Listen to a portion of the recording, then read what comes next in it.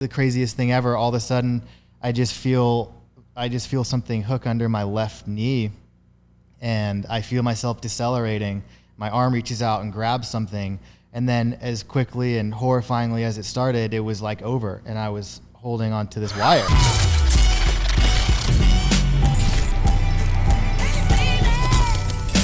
What's up, guys? Today's guest is a former professional freerunner turned director and cinematographer. Please welcome to the JAMCast, Ryan Houchin. What is up, McLovin? How are you, dog? Chilling, bro. Feeling good. Long time coming on this one. It's so crazy. Years in the making. Years. People are probably wondering, like, why I'm calling you McLovin. It's an old nickname that was from back in the days within our group of friends, but it was also your name when you were on Tempest Freerunning as a pro athlete. That's right. Gabe Nunez gave me that name. Jay Walker gave me that name. Such a crazy I was time. like the young one on Tempest. Yes. I was 19 with braces and everything, and they're like, "You're McLovin, bro." And if only we could tell all the stories of McLovin's life, it would be so fitting. But that's good for another podcast. JAMCast After Dark, yeah. Exactly. We talked about this. We're like 10 years down the road when we've made it, and we have enough money that our past can't bury us, then we'll tell all the stories. Exactly. We need that FU money, yeah, and we're good to go.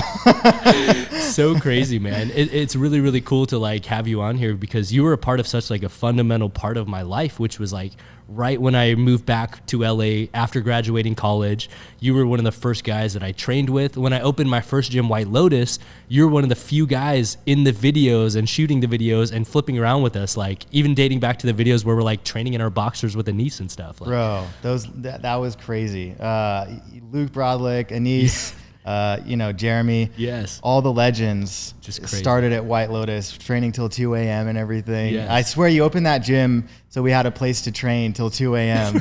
and then made it profitable somehow. For people that don't know, when I first opened, like no one was coming because no one knew about it. So we would just flip as homies. We would literally be there till 2 a.m. like Ryan's saying. Like we would go flip, then go play Mario Kart in the lounge and like eat some food, then go out and flip. And like it was so empty. Like we said, there's videos where we're literally training in our boxers, like just going crazy. There's videos of it somewhere on YouTube on one of my channels. Yes.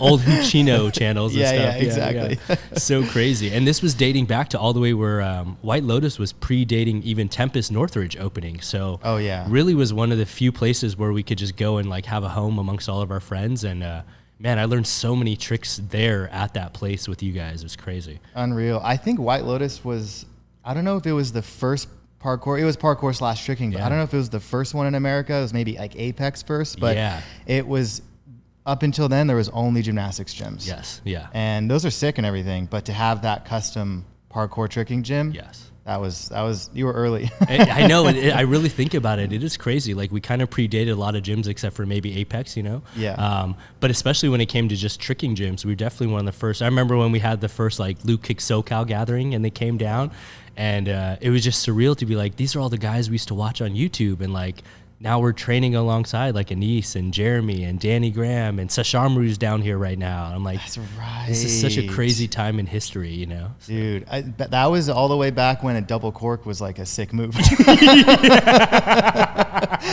I know. Remember that was like that was the combo ender. Yes. If you do double cork, you were the shit back then. Yeah.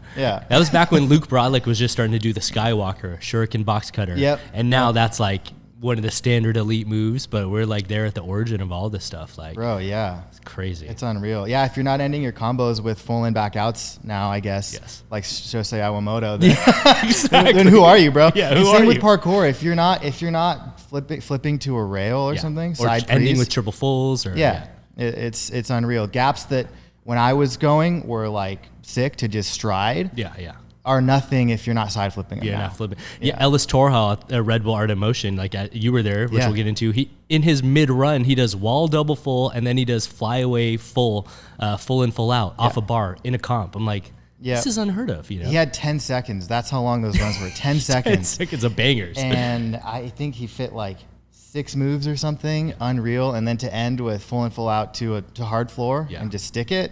crazy. It's gymnast level stuff. Yes. And it's so cool that we're having you on here shortly after Art of Motion. We just had Sydney Olsen on, who won overall Best Female. But you got to have a very pivotal part in this year's Art of Motion because they changed the format where videographers were very, very instrumental in this year's, I guess, first and second rounds, you know? Yeah. And you actually got to shoot the video for Ed Scott and also the winner of this year, Travis Verkaik. So yeah, I was lucky. So basically, the 8 videographers, there's 16 athletes, 8 videographers, so everyone got 2. And in this old town, there was these 8 windmills in the center of town that you could like go inside of. So they had each videographer hide in a windmill. Okay. And they told the 16 people, go out and pick a windmill, and that's the videographer you're gonna get. So I'm sitting in there, kind of like in the dark, waiting. And then I hear a knock at the door, and I open it up, and it's Ed Scott and Travis. Wow. I was like, fuck yeah.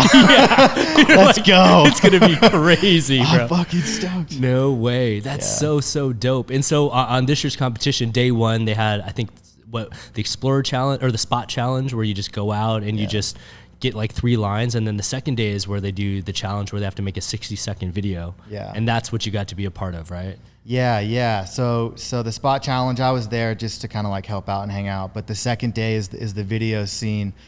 And it's they still mostly took the skill of the athlete in the video. That was mostly what they were judging on, like 75% skill, 25% video. Okay. So it's still though, like if 2 people are about equal, it's going to be who has the better video at that point.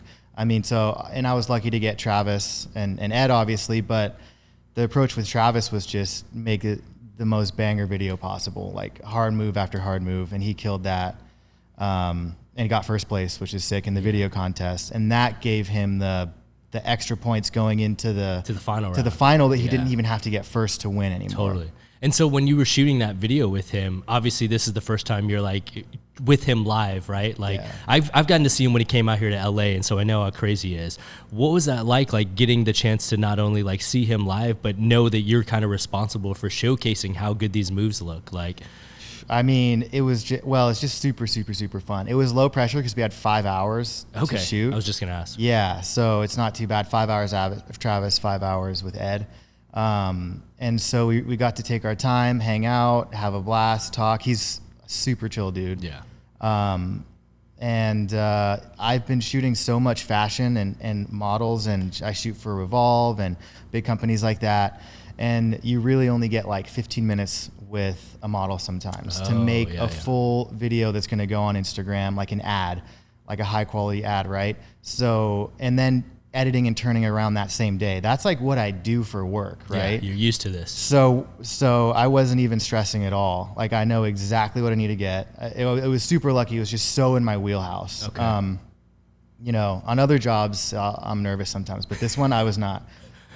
So, I mean, end of the day, it's just, you know, get the big moves on the gimbal and then just get dope stuff to intercut and slap it together in the edit. And so it's funny though, because you use a gimbal on Travis, but then on Ed Scott's video, you guys chose to do a oneer for the whole thing. And I was like, oh, for sure he's going to use a gimbal for this. But then when we see the behind the scenes, you're just handheld using holding a camera in one hand. Yeah, that was rough. So we did the first 2 passes with the gimbal. And, you know, it was nice for some parts, but other parts it was just impossible to control as a single op. Right? Yeah. Yeah. I tried the one where you manually control with your thumb. Yeah. Then I tried the first person gimbal where it just goes where you point it. But it was like basically impossible to keep him in frame because he would like, I'd be sliding down this long like wall, and the gimbal would just go all over the place and shake. And so looking back, I think I should have just shot it on iPhone, like iPhone 13 ProRes with a small gimbal on 0.5. That would have been sick. But in the moment, I was like, look, we got to go handheld and make it look like an action movie and like lean into it. Yeah, and that's what we did with the sound design and make it look like we did that on purpose. You know what I mean? Yeah, totally. And so, but the other thing is the cameras these days, my R5, it has built-in stabilization, which is like, it's come so far. The cameras have come so far in the last few years. Oh yeah. That if you're careful enough and you're walking forward, it looks like a gimbal. Wow. So I thought between that and just like leaning into the action movie vibe, make it look like Extraction or something. Yeah. You know, then I'll be good. But yeah, I'm stoked how it came out, but I definitely want to try another one of these oneers with a gimbal. Whose concept was it to do the oneer and commit to that? Was that Ed's idea? It was Ed. Yeah. Crazy. Yeah. He came up to me and he's like, I got this idea. Let's do it. Yeah. I mean, unfortunately, he didn't score that high because they were taking the movement into account more than the filming. I don't know what he got, maybe like 6 or something. Okay. But, you know, these other athletes are throwing double sides and everything, which is really hard to do. Roof gaps, like. Exactly. Yeah. So looking back, Ed probably could have took first or second if he had just shot a video like Travis. Yeah, because he has all the big moves. It's just, from an athletic standpoint, though, it's so impressive that he was able to combine all those moves into one run. It's almost similar to how like the original Art of Motion format was in competition, which was 45 seconds to a minute of your hardest stuff in a line. And so I was blown away that he committed to wanting to push himself to do that many moves in a row, you know? I thought he would have got crazy points for the athleticism of doing it in one thing without messing up. Yeah. And it was 52 seconds. His run from when he started was 52 seconds. That's an eternity, guys. Like if you've never done 52 seconds of free running, go try it right now and tell me your legs aren't feeling like jello at the end. Exactly. But Ed Scott is maybe one of the most consistent athletes. Yeah. He has a bag of tricks that he can do, and he just never fails. Hell yeah. So, yeah, it was crazy. And so, like, you kind of alluded to it. I was going to ask so people knew, like, what camera you use. You're using a Canon R5 right now? Or? Yeah. Well, I have a Komodo and an R5, but the R5 has the autofocus, and it's lighter, so I just went with that, you know. But I love that camera so much. Did you ever run into the overheating issues that they used to talk about when it came to the R5 in video? Not really. If I'm shooting a lot of 120 frames per second, that overheats it in like, I don't know, 15 minutes or something. Oh, wow. But out there, it was fine. Yeah, I shot for all day, really. And it was 80 degrees out. Okay. Not super hot, but yeah, super reliable. When it overheats at 120, do you just have to let it cool down, or like what's the process? There's nothing you can do. You're just done for like 30 minutes or an hour? Or? Yeah, you try to go find like a cooler, put it on ice or something, and chill for an hour. But it's got an internal timer that just like you have to wait. Wow, that's crazy. It's kind of nuts. That's crazy. And now, not to make this all about cameras, but I feel like a lot of people in our industry are very much into the tech and the gadgets to use. Have you tried the Sonys? Because I know a lot of people swear by like the A7s. I'm still a Canon guy myself. I love the size of the body comparative to the size of the Sony bodies. But what's your perspective on that as a professional? I mean, the Sony A7S III is just so fire. Like, it's an amazing camera. It's got more dynamic range than the R5. Yeah. So what I would say is that if I was going in if I had one camera, one lens to get, like for all my needs, I would get the Sony A7S III for sure. Because it's just so capable. You could shoot a movie on it if you really wanted to. It's got more dynamic range than the R5. Low light is crazy too. Low light's ridiculous, obviously. And it does 240 frames a second at 1080s, so it's a beautiful camera. But the reason I didn't do that is because I have a Komodo for video and then an R5 for mostly for photo, but sometimes for video. And they both are RF mount, Canon RF mount lenses. So now I've invested, 15 grand into my RF lens kit, right? Yeah. So I'm not gonna like branch out to Sony at this point and do that. So it's just an amazing combo to have. I'll go up on set, crush video with the Komodo, and then get all my photos with R5. So you have to think, it's all about strategy. There's no better camera or worse camera. It's just strategy of what your career is and what you're trying to do. If I was just a vlogger, YouTuber, I like to shoot videos of tricking and parkour and stuff, A7S III all the way. Okay. Yeah. Crazy. And so predating all of this stuff, we'll get talking about your professional career as a cinematographer nowadays. You were very much involved in the parkour and freerunning scene, which is why you were probably even asked to be a part of the videos for Art of Motion. How old were you when you stumbled upon parkour, and how did you first discover it back in the days? I was 16 when I saw a 3-run video. Of course. Chase Armitage, who was like my idol for a couple years. Forever, dude. Yeah, there was a period in time when people thought parkour was called 3-running, literally. Yeah. That's how big 3-run made freerunning famous. Like, they were big on like break.com and just, like, this was before YouTube almost. Totally. Crazy history. But you do remember, I'm sure you do, the South Bank chase. It's like the Matrix video, I think, wearing red. Does that gainer at South Bank. Of course. I was like, that was the first time I'd ever seen that. I was like, I didn't know you could just do a backflip from 15 feet up. And it was like, that was the moment where I was like, I gotta do this. No way. I went out like that day and learned how to Kong. No way. Crazy. And had you done any acrobatics leading up to that, or? Yeah, back in like middle school when I was like 11, I went through this like year or two period where like me and my brother and my friend would just go out to the field and learn back handsprings and wall flips and stuff, just for fun. Okay. Yeah. So that was like, so I did that, and then there was a long gap, and then I got into parkour. Crazy. Yeah. It's so crazy because back when we were first doing this, like one thing that we used to always say was like you had some of the cleanest wall flips there was, whether it was just like a wall flash or a wall full back in the days. Your wall flips are like super, super clean. And so what do you think that was a credit to? Was it just hours and hours of repetition, or? I think it probably helped that I learned how to do it first when I was like 11, and then went back and did it later. And then just the repetition and training at the gyms on those cheese wedges and everything, and learning how to get height, and just kind of like, I mean, yeah, it's a 10,000 hours thing. And me and David Elson, one of my best friends, and he's, Spider-Man stunt double, super sick parkour guy too. We would just spend a stupid amount of time. It would be training 3 hours at night in the gym, but before that we had already been at Santa Monica for 5 hours training. And the wall flips, I think it's just the natural, like, Anise has the craziest, floatiest corks. It's just his body's good at that. For whatever reason, wall flips are just like the thing for me. Crazy. And I know at a certain point, it was cool because we were all training like together collectively at Gymnastics Olympica a lot, and then going out to like sessions at CSUN and stuff. And at a certain point, you and Dave Elson, OJ, got asked to be a member of Team Tempest during that time. Who else was it at the same time? Was it also? Yeah, it was me and David, and Lucy was like a few weeks before us. Okay. Yeah, Lucy was the first one. Yes. Me and David, Kane Sinclair. Yes. Yeah, and then like Levi Muenberg and like a bunch of OGs. Crazy. Then they added Corey and Jesse, Corey DeMeyers, Jesse LaFleur, Shane Daniels, a few other people. Yeah, so you were one of the original ones added outside of the original four founders. I was the sixth, yeah. Wow, no way.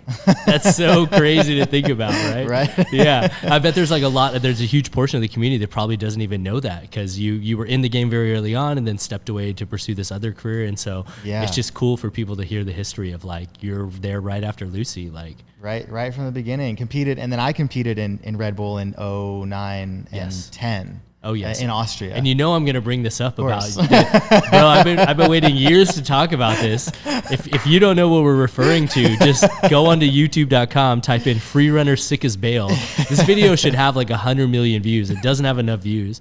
So I'll set the stage and then get your perspective on it.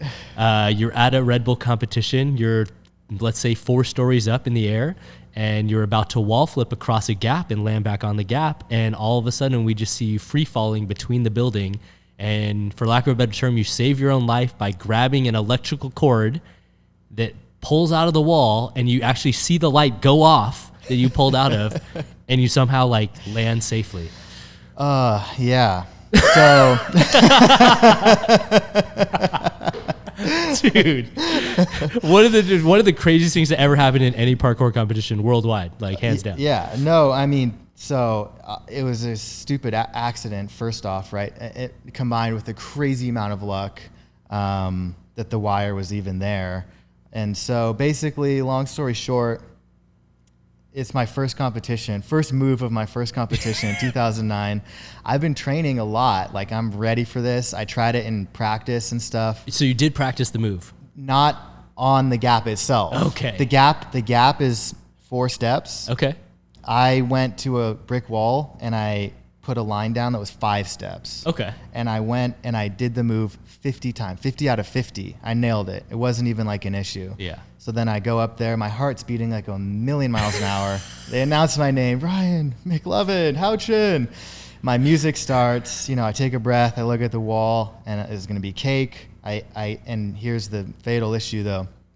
I step off to take it, and when I look down, the kind of fear response took over, and instead of doing a nice chest up, floaty backflip, I did a fast backflip. So you tucked too quick. I tucked too quick. I dropped my chest and reached my foot out and did one of those low flash kick wall flips, boom, Yes. rather than the big floaty one. Yes. And I just didn't make it. Like the one thing, the one thing to not do at all costs is just don't fall off the roof.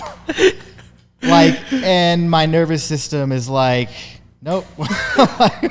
So what's going through your mind as you're falling, literally like Spider-Manning down a roof, which I heard there was no pad at the bottom, right? No so pad. like if you would have literally taken a 4-story drop to concrete. It was 40 feet. And in the video, it's hard to tell, but where I come out, it's actually another 10 feet down. Below, yeah, because that's you're on top of like a steel deck that's raised up. Yeah, exactly. So it was about 40 feet straight concrete. So basically, I mean, the moment you start falling down, I kind of like go third person. The body takes over, right? Like your body makes a movement and then you think about what you just did. Rather than normally you like think about doing something then do it. Is opposite, right? So body goes first, then I realize what I did after. So just falling down. The first like second, I'm kind of slowing myself down, but then I'm just completely free falling. Wow.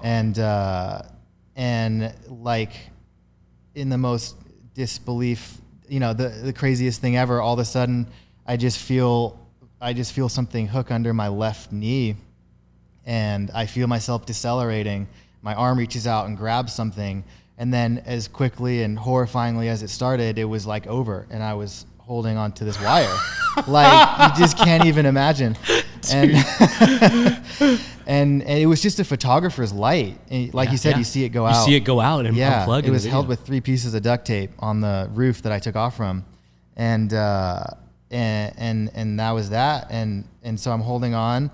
And then I have this crazy moment of like, okay, that was the most intense moment of my life ever. And I should probably like cry this out or something. Yeah. Like, you know what I mean? Like I should probably just stop. Or the other part of my brain was like, or just keep going and just do the run. And you chose to side flip a gap immediately after. Yeah, and so for whatever reason, my brain was like, just keep going. So I just stopped and I did the whole run. There's a minute-long run. And in my personal opinion, tell me if I'm wrong, it looks like there gets to a part where you're at the bottom when you're about to do like maybe a front flip over a wall and you like pause and you kind of like take a couple steps back. Like I was always curious if that was a moment that it hit you mid run or not. Like that's very perceptive of you. Wow. That's the moment. I had a whole run planned, which I did. And that was going to be my running gainer full. Okay. Which at that time, that would have been like a high scoring move. That could have got me like podium maybe. And so I took the step to do it and I was like, okay, maybe not that. And then I changed to a front flip. Yes. In that moment. Yeah. I was very curious because I was always like, his front flips are too easy that I don't know why he would have paused there just for a front flip. And I was always curious, like, if all of a sudden, like, shock hits you after 30 seconds and then you're just like, oh my God, I almost died. Like, what am I doing right now? It was the shock of like, I can't survive that and then go do a gainer full and like roll my ankle. Like I can't like mess up. Like that would be crazy. So I pushed my luck once. I'm not going to risk it twice. Yeah, exactly. Dude, so you finished the run miraculously. The craziest part is when you start falling down the building, you see like your teammates, McLovin and Lucy and them run over and peek down. People thought you literally died. What's going through your mind when you get on the ground, like, and your run is over? Like, I mean, just the most crazy physiological, experience. Just the heart racing, the adrenaline. I couldn't catch my breath either. I was just like hyperventilating, and then the free runners, all the other athletes run out. They see I'm alive, and they were like hugging me super tight, and I couldn't breathe. And I just knew it was the most intense experience probably of my life, and so it was a lot, so much. I did have a little like cry afterwards because it was like it's just rough, and I'm 19. I'm just like I almost died and everything. But it's just crazy. I didn't really get hurt at all. Like physically, I didn't get hurt at all. Crazy. You know what I mean? Did your parents, were they watching live? No, thankfully. No. I told my mom once I got back to thank goodness. To LA. Holy crap. Yeah. So crazy, man. And so I've always had to ask you after this, did that life have a pivotal change within your perception of parkour and free running? Like, did you after that choose to not go as hard? Like, I don't know. You didn't enter any other comps after that, right? No, I didn't enter. Yeah, and it totally could have. I think the big change, the big mental change was that I was 100% sure that I was going to make that. Like, not 99. I was like 100% sure. And it was a life or death situation. And then I didn't make it. So it recalibrated what 100% sure means to me, right? Wow. I was like, okay, that's kind of crazy. And so from then on, I had to be like 110% sure, if that makes sense. Like, you have to just like, so I think I took things a little bit safer. And I didn't really want to like push my luck or anything. So yeah, I don't know. Yeah. But I still just kept with the flat ground tricking and everything. It just got way better at all that kind of stuff for like, years and years and years. But have you ever done a roof gap wall flip ever since? I haven't. Understandably part so. of me wants to like do one and like really train for it and like, put a nail in that coffin. Yes. So crazy, man. And so have you rewatched the video yourself? Or is it something you won't go back and watch? No, I'm totally good. People watch it all the time. I've seen it a million times. Yeah. Wow. Yeah. So crazy, dog. Literally art of motion history, parkour and free running history in general, to be honest with you. Like, could have been disastrous and somehow came out with like one of the craziest saves of all time. Like, of all time. So much. I mean, and dude, the competitions are still dangerous like that. And that's part of the sport though. That's what it is. Yeah. Like, you know what I mean? Like the gap I was doing with Verkaik just now, that was 4 stories down. The Kong Gainer one? Or the cork gap. Oh, the cork across. Yeah, to the other rooftop. Yeah. That was a fat gap, Yeah. There's no safeties, but that's what parkour and free running is. So the Red Bull comps are pretty authentic in that regard. It's definitely the reason why they try to do live events. And I know that's what, like on MTV's Parkour Challenge, that's why they wanted to have the MTV show live, was the risk factor that someone could get really messed up. Exactly. And in my mind, I'm like, this is horrible. Like, you don't want to see someone die on TV. Like, no. But I guess that's why you watch like extreme sports events and why, BMX events are so popular and motocross events are popular, is that 1% chance that something could go wrong and you're able to witness it, I guess. No, totally. That downhill BMX stuff, like that stuff's so gnarly. Like that's Red way Bull gnarlier. Rampage stuff. Like, I'm like, bro, how does everyone get out of here okay? Like 100%. Yeah. These people are dropping 40, 50 feet, going like 60 miles an hour on rocks. Bikes. Yeah. Yeah. It makes free running look not as crazy, to be honest. I'm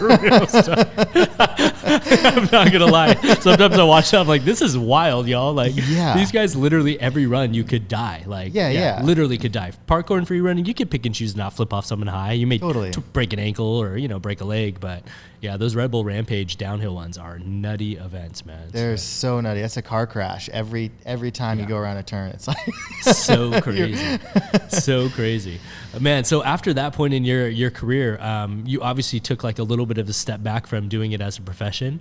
At what point did you decide to get into like videography and cinematography and photography, I guess, That was like a cross dissolve, to use an editing term. It just like slowly started doing less stunts and more video stuff. It was like a 3-year transition period where it just kind of merged. Because also too, stunts hurt, Yeah, I remember when we'd have these conversations, you were very much one of those that was like, I don't want to fall forever. Yeah. Like a lot of us were like, oh, we're going to fall and do this for a profession. You were like, I don't want to fall. Yeah. No, I wasn't good at it. Like all you guys trained really well and you could taco. Yeah. And then you could just get up and be okay. Yeah. Like mostly.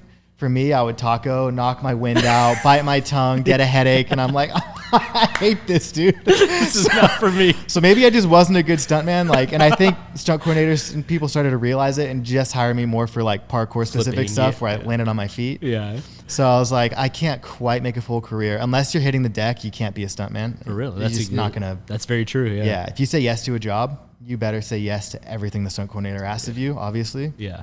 There's no like, I don't want to do that one. That looks scary. Yeah. Like you can't do that. Can't really do that one. Yeah. So so the filming stuff kind of just like, just kind of took off.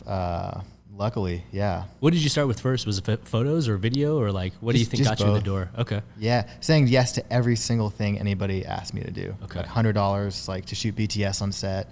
and stuff. And then 100 turned to 200, then 500.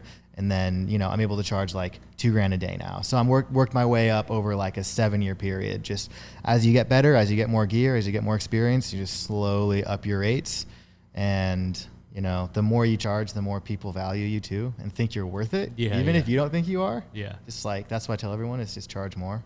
Was there a pivotal job where you remember being like, oh, I finally have made it. Like, this is now a viable career for myself? Like, there was definitely a few. I think the big one that comes to mind is when I directed a national commercial for Jenny Kane. Nice. Played like broadcast.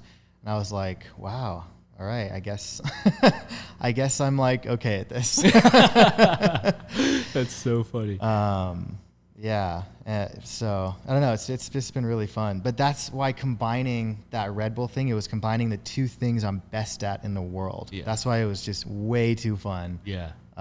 Running on rooftops with a camera, doing parkour while filming. It's like, I kind of want to change career paths and go into like expert, like camera motion on set. Because that's not stuff that like a normal camera op's going to want to do. There's no way a normal camera op's going to jump a roof gap with you or drop from like an 8-foot drop down with you. You know what I'm saying? Yeah. Like Michael Bay, maybe he can like watch that video or something. Yeah, you know what I'm saying? It's been cool like to see guys like Daniel Labaka. Have you been seeing what he's been doing on his rollerblades? Oh, it's like dude. super, super cool. And obviously Danny has such a mind over matter like mindset and the ability to do crazy stuff that I'm like, oh yeah, this makes total sense that he's able to get these crazy angles and understand how it should look, you know? 100%. I mean, Danny's like the most multi-talented dude on the planet. Yeah. He's the reason why I copied his style of posting that, like the real video on bottom and then the BTS on the top. Like I got all that from Stunt Camera Crew because like they're leading the show with that kind of filming. It's amazing. And the BTS is so on point. He has like a GoPro in his mouth, a 360 cam attached to his rig. Yes. It's so sick. So crazy to see. And so obviously like you do this as a full-time career now. Are you like, I guess for those that don't know how it works out there, are you like independent contracted? Like how do you stumble upon jobs and get jobs and clients at this point in your career? Yeah, I fully freelance. And so just like with stunt work, the phone just rings, you know, you just make connections. People see your work and then, you know, I just get a text like, hey, can you do this? Can you do that? Probably 80% of my work comes from like the same 3 repeat production companies. Totally. People they know that, and it's funny, they all know me for different things. One knows me as an editor. Okay. One knows me as a photographer. One as a videographer. Crazy. And so they'll just call me and, you know, I'm all over the place with it. But it's really good. Like there's so much work out there. It's crazy. The phone is ringing. Like I can kind of choose to work whenever I want.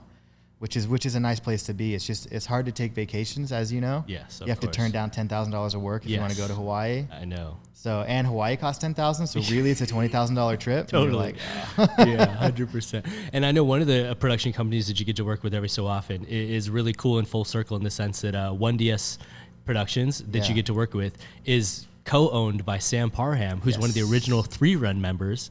And it's so cool that like this has all come kind of like full circle now where like one of the teams that inspired you, you now get to work side along one of the original members that owns equity in Freerun the company. It's crazy, right? Crazy how life works, you know? Yeah, Sam, and I looked up to him just like Chase. He had those clean front roll, front tucks and everything back in the Parkour day. poetry video. I don't know if you remember that one. That was a video he did where he's doing parkour and he's reading a poem that he wrote. And that was one of the ones I'll always remember about Sam forever. I'm sure I've seen that one. Oh, that's so sick. Yeah. Yeah, well, and a majority of my work comes from 1DS, actually. Okay. They're the top one that I work with. Totally. Yeah. And I know like one of the clients and I guess one of the projects that you get to work on with 1DS that's probably the most recognizable with people around the world would have to be Liver King. For those that know Liver King's account, this guy's got millions of followers, was recently featured on the Logan Paul podcast, and he's known for his ancestral lifestyle and eating head to tail of these animals. What is that like, getting the chance to go out and work with him and shoot a lot of his content that the world is seeing on Instagram? It's kind of sick. We launched this whole thing. He hired 1DS, and I was the first one on the first day, videographer, to go shoot with him. And he's an interesting guy, you know. There's a lot. We shoot a lot for him. We shoot 30 reels a month so that he has one to post every day. Wow. And we do that over a 5-day period and 4 YouTube videos Oh, wow. And then we're chopping that up into YouTube Shorts, Instagram Reels for TikTok, all that kind of stuff. Crazy. And he's pretty much just like he is on camera. I mean, he eats that way. I've eaten testicles and raw liver, raw heart, bone marrow, all that stuff with him. No way. Yeah. I mean, he walks the walk. Yeah. Crazy. What does raw liver taste like? I've never done it. Raw liver tastes horrible. It tastes so bad. I've It's probably never the had it worst raw. thing you could ever eat. Really? But he eats it so easily in these videos. I know. How is he doing this? I think you just gotta do it for a few weeks and just power through it and like take a few bites and take it down with some water.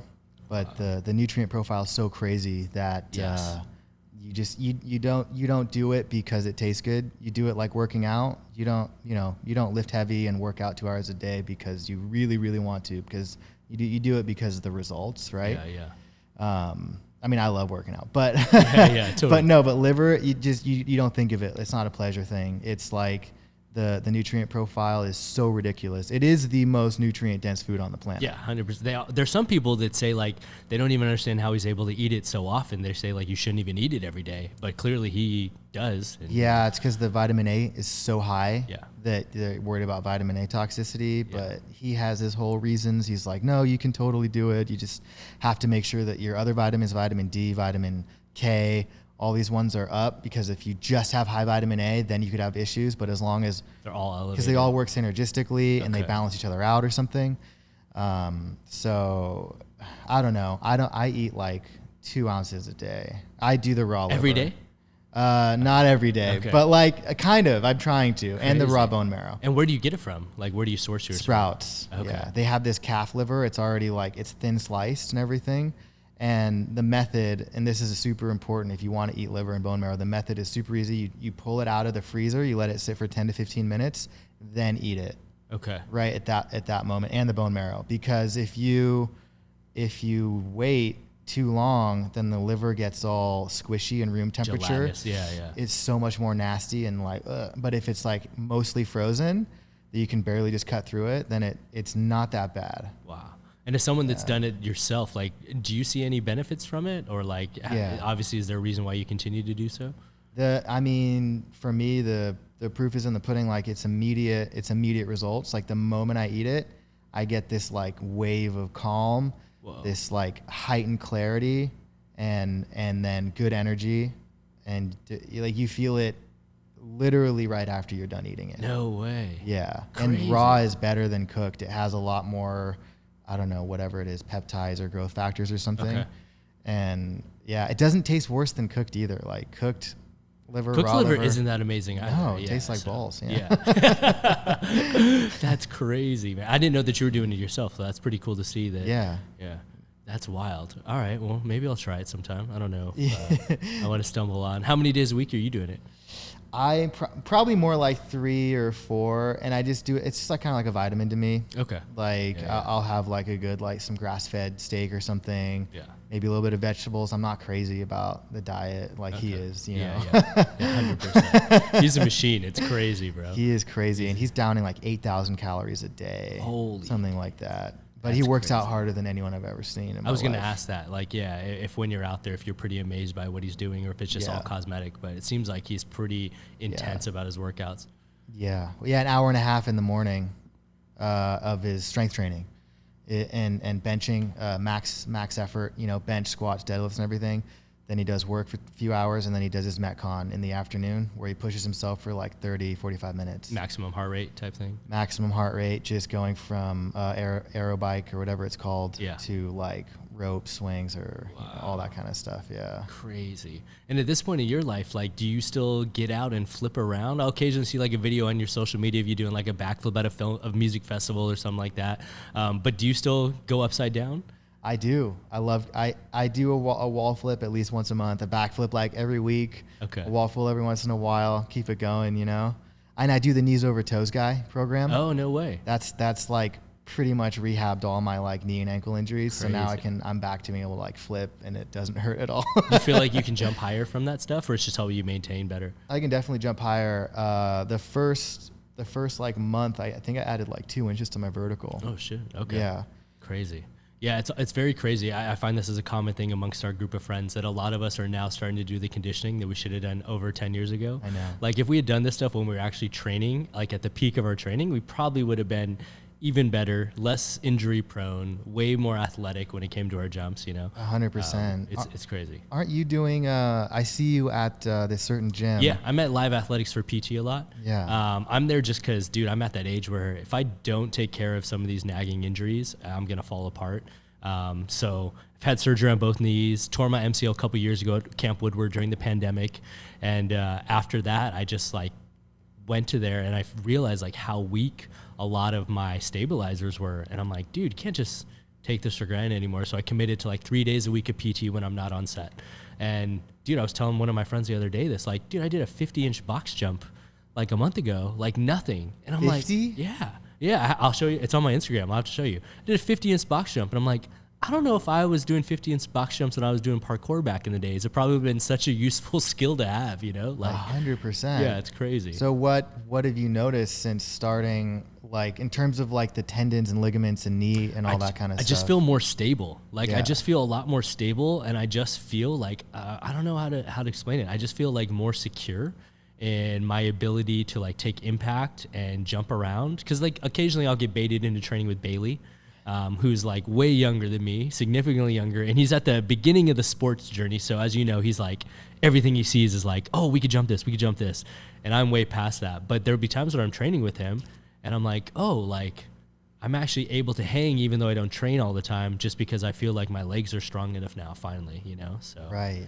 yeah, stuff we should have been doing forever ago. Like I probably would have avoided both surgeries had I done this 10 years ago. You know? Yeah, potentially. I mean, that's what the knees over toes guys thing is all about. I mean, my theory is like I look at him dunk, right? And he's got mad hops. And I'm like, if I can get to the point where I can dunk, that automatically means that like I'm in really good shape with my legs. Yeah. And my tendons and ligaments and everything is like super on point.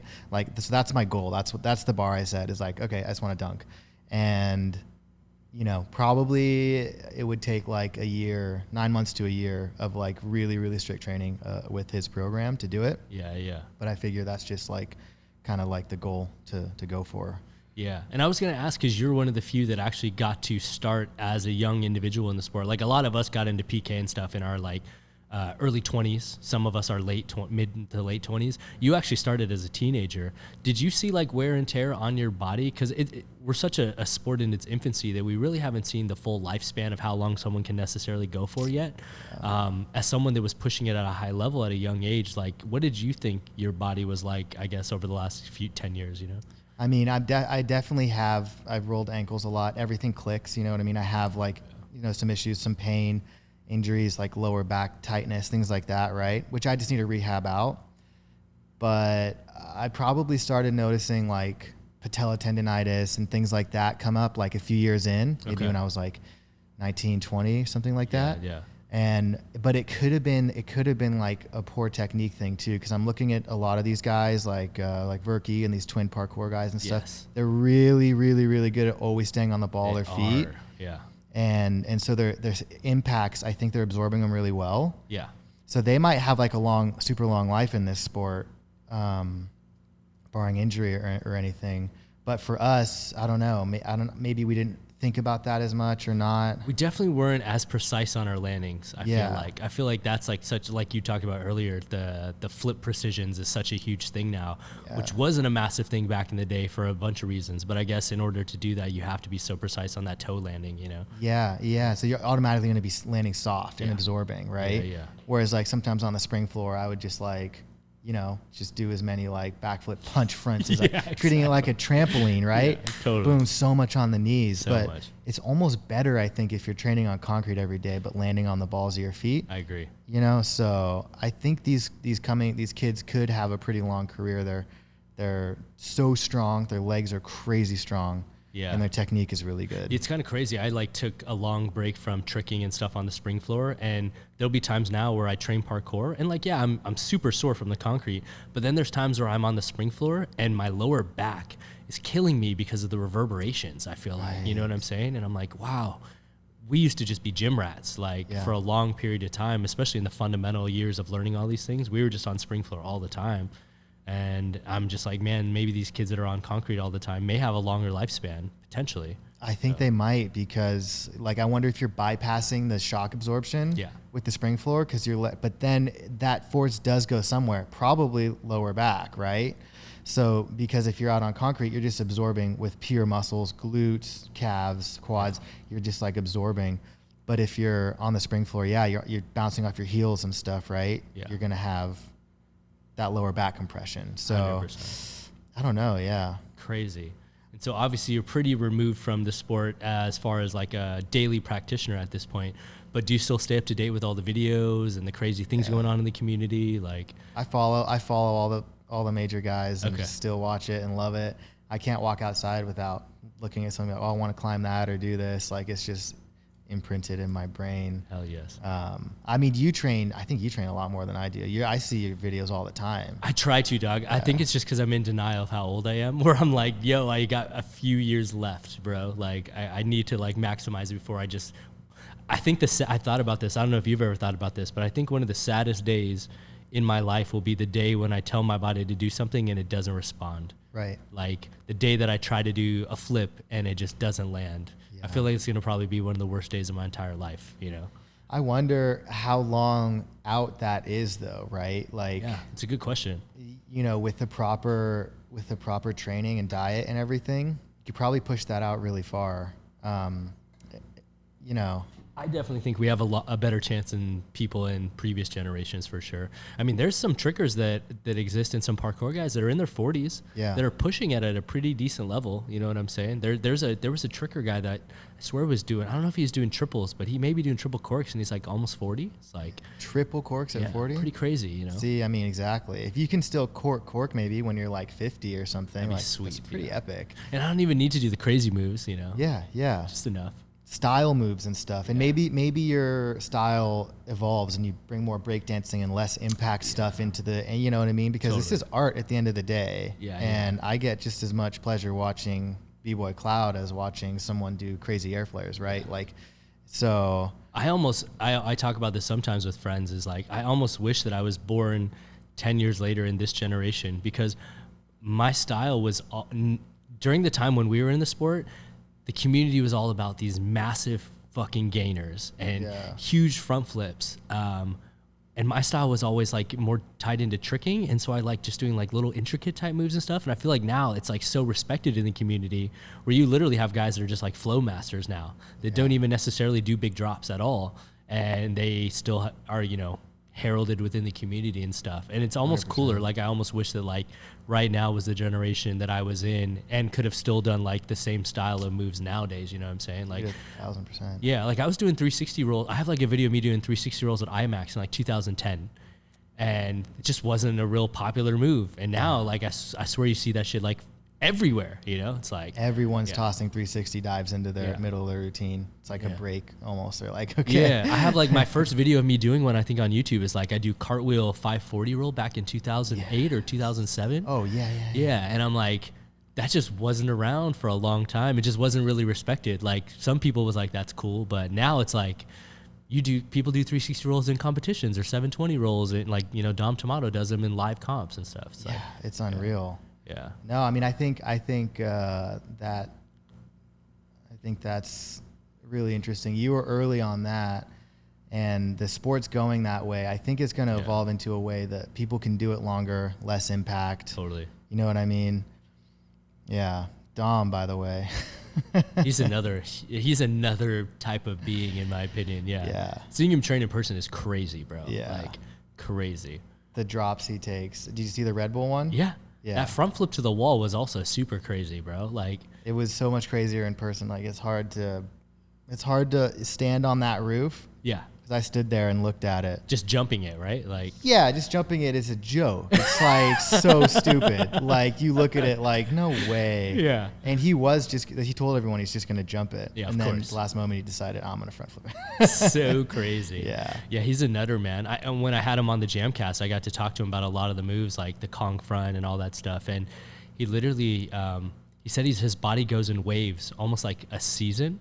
And he said like, he'll take 1 year on where he's just pushing the limits, and then he takes 1 year off. Wow. And he said right now he's kind of off. Interesting. And I was like, what? I'm like, your videos don't look like you're off. He's like, yeah, trust me, like the next year I'll be on again. And I'm like, what are you talking about, bro? Like, That's crazy. yeah, it's crazy that in his mind right now, he's just kind of in this lull maintenance phase. Whereas all the videos that I see on Instagram are still like mind blowing, death defying type drops and stuff, you know? Yeah, 100%. I mean, I guess off for him is like, yeah, like crazy side pre's, and he's still dropping 2 stories. I don't know what on is. And That's then what I I'm guess, saying. Yeah. Yeah. He said there's a few things that he wants to accomplish and do that are pretty crazy. And I'm like, dude, I hope that they go successfully and very well. But yeah, I mean, he's just, when I saw him front flip the Leon stairs, the big stair set that people used to like skateboard, I was like, this guy is from another planet. Like, he doesn't make any sense. Yeah. He's got an interesting build too. Yes. He's like almost perfect for it. Yeah, yeah. He's really slim and kind of wiry. Yeah. So he's not carrying a ton of weight on his upper body. But he's strong enough. And then his legs are like mad strong, Yeah. right? It's almost like to put a 20-pound weight vest on and then try to do all the moves that you can currently do. It's so hard, right? Yeah, yeah. So he looks like he's built pretty slim, like, you know, almost the perfect build for his style. He's tripled down on what he's good at, you know? Yeah, a lot of guys like that. I mean, even like our homie Jenks, like Ben Jenkin is like shorter torso, slimmed out at the top, but has super powerful legs, you know? Yeah. Same as Verky. Verky's not very big up top as well, you know? Yeah. It's very, very rare for a lot of these elite guys to be massive in their upper body, except like Joe Scandrett's one of the few. Eric Mukamechin, I guess, is one of the few. Yeah. But the majority of them are all pretty slim, I guess, you know? Yeah. Yeah, even the newer, like Ellis Torhall, all these Yes. guys, there's kind of like an ideal body type, I almost think, for free running. Twin parkour, same thing. Twin parkour guys. But see, then you get like Alfred Scott. He's like on the taller end, you know what I mean? Freakishly tall, yeah. And still throwing down crazy stuff. Yeah. Yeah. Yeah, it's very unique to see for sure, man. And so one of the other things I wanted to talk to you about, only because some of our audience listens and talks about this themselves, is you had a very successful crypto run in the last bull market. For sure, for sure. And we could talk about it as much or as little as you're willing to talk about. But it's something that we talk about in here, especially because finances are something that come up as a common topic. Because as you know, the majority of parkour and freerunning athletes aren't the most well-off necessarily, but there has become this small portion of the population that has made a good amount of money. There's some guys that Bailey's been hanging out with in Europe right now. They're in this like crypto group, and a bunch of them made millions, bro. They're driving around in Lambos and stuff right now. And whether it was like some pump and dump coins or they just collectively all rode these to the top, like, you know, Bailey was literally telling me, like, he's like, dude, you wouldn't believe how these guys' lives have changed. Like, it's crazy. And, you know, not to say that you weren't making money before, but you definitely got really, really successful on this last bull run. So are you able to talk about what you turned into what, like from start to finish, I guess? No, 100%. No, I got lucky. I'm in a group chat with a few super talented traders that do a lot of research. So I don't have to do all the research. I kind of just like listen to them. Yeah. And so one of the guys in the chat, Trip, this is 2 years ago. He's like, this is before the big bull run that just happened, right? He's saying that he's really into this one gaming coin. He thinks it's super cool. It's called Axie Infinity. Yes. And it's kind of like Pokemon. It's kind of like you can play games, but you can also earn money playing games. It's all built on the Ethereum blockchain and all this stuff. I'm like honestly, that seems like a pretty good use case. And I checked out their Twitter. They're super active on Twitter. I'm like, okay, this company is legit. Yeah. So I put in $9,000 At what price point? at 40 cents for Axie Infinity. Jesus Christ. And then it ended up going to $180. Yeah. Which is like crazy. But I pulled a lot out, right, as it's going up. Yeah, like the first time I 10x'd 30 cents to $3, I'm like, that's pretty good. Yeah. I'm like, I'm going to pull a lot out right now, right? And so I pulled a lot out on the way up. If I just kept it all in, it would have been millions, right? Yeah. So I ended up over the next year, I invested in some other things too. So I turned that $9,000 into like $1 million. That's about where it topped out. Crazy. And then it dropped to, then the bear market kind of started, and that quickly dropped to like $500,000. Wow. And I was like, I got to lock in some gains here. Yeah, yeah. So I pulled out, from that $500,000, I pulled out $250,000. And if you live in America, Capital gains. crazy capital gains. It's 35 to the feds and 12 to California. So 47 almost out the 50%. Basically 50% out the door. So I pulled out the 250 and I used like 125 to buy a house, down payment on a house. Gave the other 50% to Uncle Sam. Crazy. So he can go spend it horribly, probably somewhere. 100%. But it's all good. Like I still came up. But before, during the boring, I bought a car. I bought a bunch of art. I bought a bunch of good stuff. Yeah.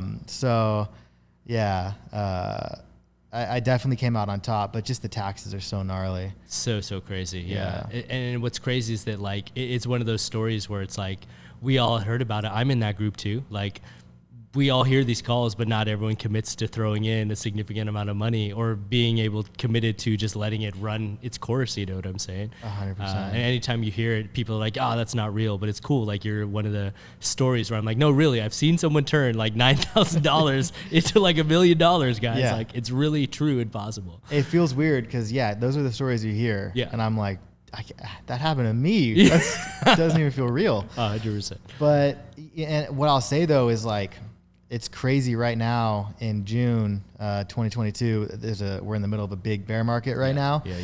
If anybody's listening to this that wants to invest, it's not a bad time. Yes. Axie Infinity, like PYR, Vulcan Forged, even just Bitcoin, Ethereum. These prices are crazy, and it's gonna come back.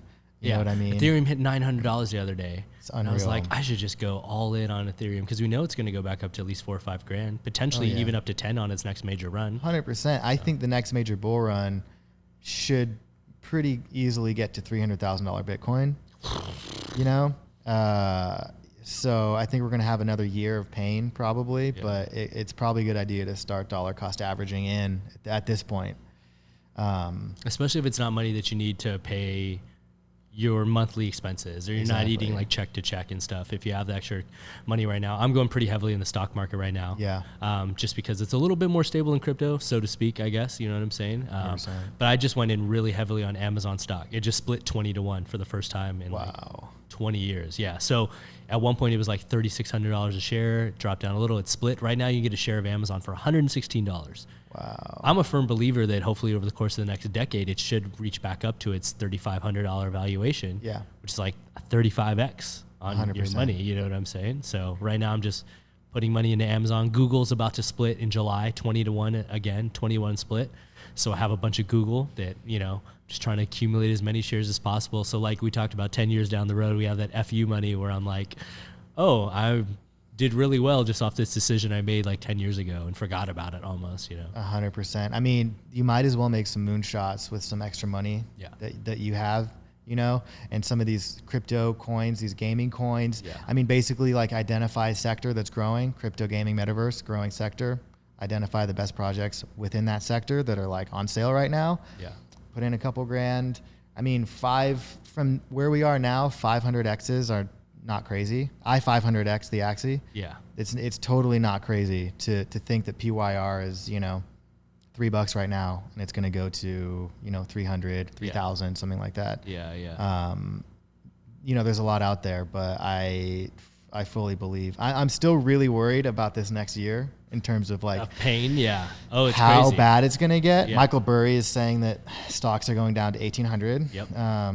That the S&P is going to go. I'm another super 50%. nervous, bro. I'm heavy in stocks right now, and I keep watching every day. Like there may just become a point where I just have to liquidate and sell everything and sit on cash. But so, and that's the interesting thing is cash is probably what you want to hold during a bad recession, even inflation. I know that sounds weird, but if you're holding cash, the cost of gas and food and rent and all these things is going to go up during inflation. But as the stock market crashes, real estate and asset classes crash and you're holding cash, the buying power of your cash goes up in relation to assets, down in relation to daily goods, but up in relation to assets.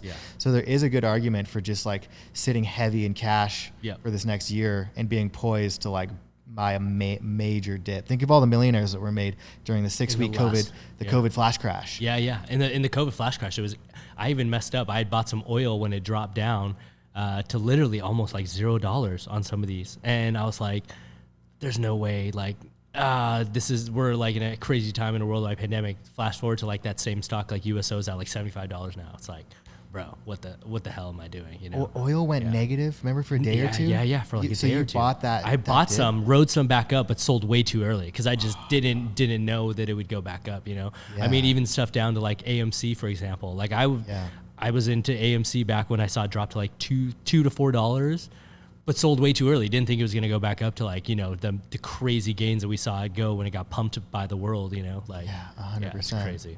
I mean, dude, this is the time to buy. Like when everybody thinks the world is ending, we're going to have a world war, the economy's in a recession and whatever political strife and all this stuff, and everyone thinks everything's crashing. That's obviously when you buy. Like it's such a simple formula. Buy when everybody's horrified. Buy low, and sell when there's a lot of elation in the air and everyone's like cruising and having a good time. Sell. Yeah.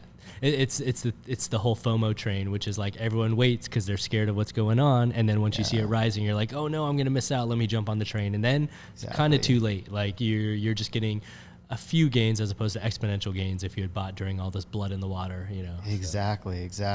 Are you exposed to like gold and silver at all? That's the one thing I'm really not into yet, and I've been trying to ask more and more friends about. I'm not, but I don't see the harm in doing it during a recession. Just as good, probably better than holding cash, if anything. The problem with gold is like its performance over the last 20 years is just, it's like nothing. It's done nothing. But it's stable, I guess, in that sense. Fairly stable, but it's done nothing. And I just think Bitcoin's a better version of gold. I mean, technically gold has a limitless supply. Yeah. You know, like as soon as gold starts to go up, they ramp up mining operations and mine more and dump it on the market. Totally. So it's a limitless supply, and its value as jewelry is okay. That's kind of cool. Its value as like manufacturing a little bit there's nothing special about gold as money. Yeah. I feel you on that. Yeah, I don't know. I don't have much exposure to it at all. It's one of those things where I hope I'm not kicking myself in the ass like 10 years from now if all of a sudden it's like, should have just put a couple grand into gold, you know? Yeah. So. Well, part of me thinks like I honestly should just take like 5 or 10 grand and literally hold gold coins in my house. Like that's a smart move, I think. Okay. Even more maybe, but to go really heavy in gold, I don't think is like, I'm not going to do it. Yeah. I tell people right now the best thing to do during times like this is to find like some companies that you have like a high conviction in, that you believe their business model is not going around anywhere. Because obviously we're in a tough economic time worldwide right now, but you find these companies that you know are not going to just get eradicated or go completely bankrupt during this time. And those are the ones that if you know are going to be around for the next 40, 50 years, you might as well sink some money into it right now, because it's basically like Black Friday sales. Like you're never going to see prices as low as they are right now. Like my crypto portfolio is down over 6 figures. My stock portfolio some days is down almost around the same amount. Yeah. And I'm just like sitting there in shock. But then I'm also like, well, 10 years from now though, this could potentially be up 7 figures, you know? 100%. I mean, it has to. If it doesn't, it means like America's like not around anymore. Like it's gonna go back up. Like things are gonna stabilize for sure. So buying at a discount right now, I mean, even if it dips another 50% and you bought it, just zoom out, I think you're going to be fine. Especially if you are long-term. If you're like a long-term holder and you're in this not to make money to pay your rent next month, if you're in it for like 10 years, I think you're chilling right now. 100%. So. I mean, Bitcoin over the last 10 years has seen 100%, a little more than 100% increase year over year. Yeah. So it's outperformed. It's the best asset class of the last decade, by far. Yep. And so I don't see much of a risk taking the long-term view on Bitcoin. But I definitely think diversify stocks and everything. Yeah. But I don't know. It's crazy, man. Hopefully we're laughing about this 10 years from now. I think we will be. Yeah. Let's hope so. Yeah. Absolutely. I hope Amazon just continues to rise, bro. Dude, they're the best company. That's what I'm saying, bro. Yeah. They have a monopoly on a lot of things, you know. So they really do. I'm very hopeful that my investment right now will do me good in the long run. Hopefully, you know. I think it will. And the other thing to keep in mind is with Bitcoin, with crypto in general, the adoption rate is steeper than the internet was at the same time period. Internet was growing at 80, I think it was like 88% a year or something of new users. And at the same time period that Bitcoin is now, it's growing, I think 112 or something. So that's going to put Bitcoin at crypto at, I think 3 billion users by like 2025, wow. 2026. Wow. More like about almost half the world is going to be using crypto. Yeah. So with an adoption curve that's that steep,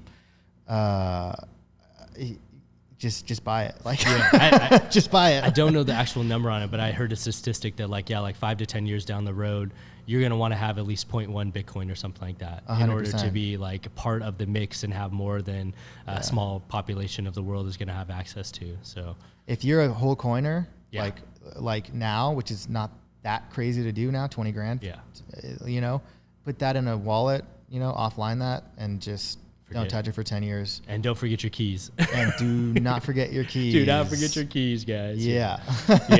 Do not forget your keys. That would be crazy. Yeah. So obviously, man, at this point in your career, like things seem to be like going super well as far as the cinematographer side. And obviously, you most recently just bought a house off these crypto gains and stuff like that. What's your focus like right now as far as the next stage of your life? Do you foresee cinematography being the end all be all for you, or is there something else that you have like aspirations towards? I mean, yeah, I've got a ton of aspirations. I think one of my big focuses at the current moment is actually focusing on rehab and diet and all this kind of stuff. Okay. Because I feel like if you get the soil right in your garden, the plant just grows automatically, right? Yeah. Me being the plant. And so like, I just saw this chiropractor. I have no neck curve, no cervical curve. You're supposed to have a curve that's like kind of like this. Mine's totally straight, and it's affecting my sleep quality and everything. So I'm not sleeping as well. Okay. So I'm on this amazing program to bring that curve back, to get my sleep better and everything. Because the foundation of just being successful at anything is making sure that you're sleeping well. Yeah, you rest. And you're eating well and all that kind of stuff. I mean, sleep is the most important thing. 100%, yeah. And so I think your creativity and your ability, your willpower, everything goes up like 10x when you're you know, in the right mindset and feeling good. Yeah. And so basically that's my focus, so that I can then go out and do these other goals that I have. I really like this biohacking stuff. I don't know, you know, red light therapy. I have a hyperbaric oxygen chamber at my house. I do ozone blood infusions, stuff like that. Okay. And you know, part of me wants to like open a center that could do that and rehab people. Just cause I know there's so many epic therapies that like you don't have to take drugs for, that like work better even. For all kinds of things. Yeah. You know what I mean? Am I mistaken? Are you the one that told me that you had your Atlas reset? Did you do Atlas adjustments? Yeah, the Atlas adjustments are crazy. They're unreal. Yeah. Because the Atlas is the top bone of your spine, and it sits right under the skull. And you have blood vessels, like you're going into your brain. You have the cerebrospinal fluid and your vagus nerve, all these nerves and stuff running through the Atlas into your brain, basically. And if that Atlas is rotated a little bit, it's putting pressure, right? And that can cause like so many things, you can't even believe it.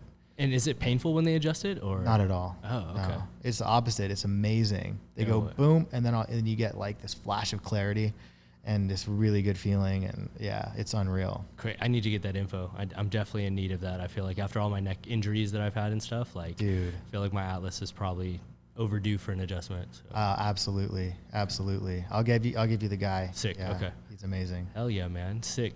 So this is a question I always ask everyone before we get out of here. So just curious to see your own personal take on it. Where do you see yourself 5 years from now? And then where do you see yourself 10 years from now? Yeah, great questions. Okay. 5 years. I want a wife and kids and everything.